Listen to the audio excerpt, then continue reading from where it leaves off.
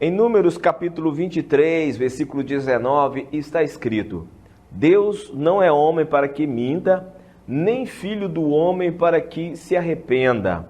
Porventura, tendo ele prometido, não o fará? Mas aí surgiu uma curiosidade.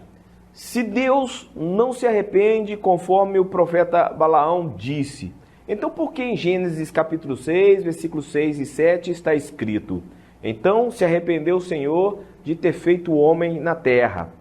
E em Êxodo capítulo 32, versículo 14, temos também uma expressão parecida que diz assim: Então se arrependeu o Senhor do mal que dissera que havia de fazer ao povo.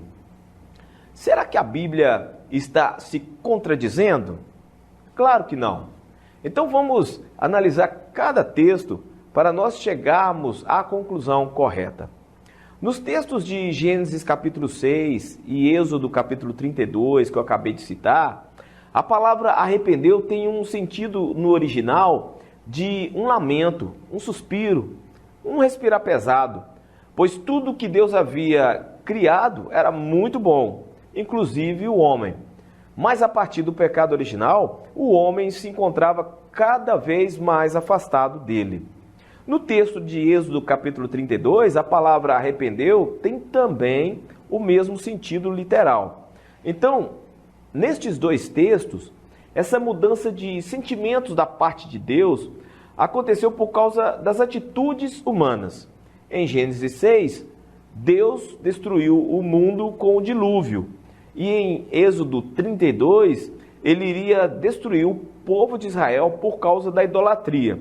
Mas devido ao clamor insistente de Moisés para que isso não acontecesse, ele mudou a decisão. O arrependimento de Deus não é como o arrependimento do homem. Sempre dizemos que essas expressões são usadas para tentar explicar a reação de Deus a determinadas situações.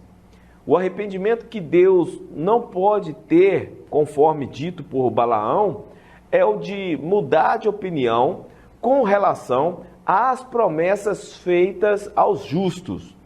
Deus não vai dar liberdade para um homem pecar sem sofrer as consequências. E da mesma forma, para aqueles que o obedecem, também vem a consequência que é a bênção.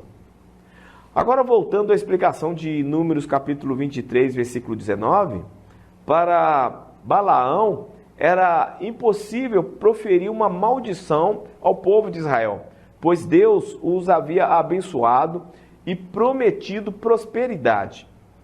Cada tentativa de amaldiçoar o povo, Deus transformava essas palavras em bênçãos. O rei Balaque tinha esperança que sairia alguma maldição contra o povo de Israel. E Balaão precisava entender essa mensagem, porque no íntimo do seu coração ele tinha uma ambição em receber aquela recompensa prometida. Ali, Deus estava mostrando aos dois que, quanto às promessas que havia feito a Israel, ele não mentiria, não mudaria de ideia. Ele daria ordem para bênçãos e não iria voltar atrás, como está no versículo 21, que diz assim: Não viu iniquidade em Israel, nem contemplou maldade em Jacó. O Senhor seu Deus é com ele e nele, e entre eles se ouve o alarido de um rei. O apóstolo Paulo já dizia que, mesmo se formos infiéis, Deus permanece fiel, pois não pode negar-se a si mesmo.